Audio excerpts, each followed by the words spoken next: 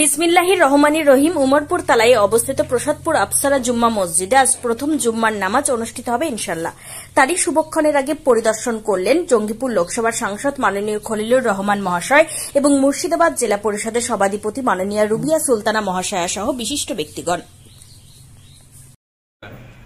সেই অসুবিধাকে মাথায় রেখে তিনি এই মসজিদটাকে বানিয়েছেন এবং এই মসজিদের আজকে শুভারম্ভ প্রথম জুম্মা নামাজ আরম্ভ হবে ইনশাল্লাহ।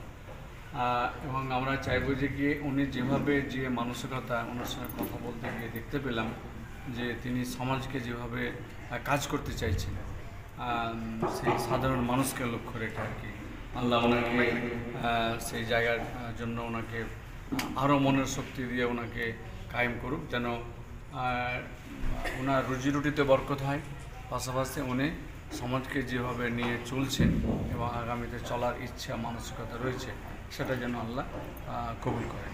জাতীয় সড়কের পাশে জুম্মা মসজিদ, সাধারণ মানুষের প্রতি আপনি একটু যদি বার্তা দেন। না, নিশ্চয়ই এটা সাধারণ মানুষ আমরা দেখতে পাই যে এমন একটা সময় যায় যে আমাদের নামাজ কাজা হয়, তো এইরকম একটা মসজিদ যদি রাস্তার পাশে থাকে তা এবং নামাজের সময়টা সে আর কাজা হবে না।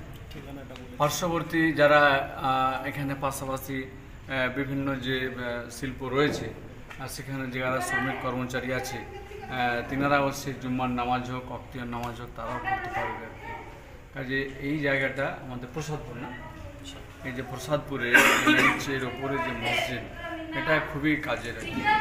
আল্লাহ ওনাকে খুব বড় মনের পরিচয় শুধু নাই, এতে দেখতে পাচ্ছি যে ওনার হৃদয়টা খুব বড় এবং দিনের প্রতি তিনার আল্লাহর প্রতি তিনার যে ভয় এখান থেকে বোঝা যাচ্ছে এবং মানুষের যে কাজ করতে চান সেটা আমরা দেখতে পাচ্ছি।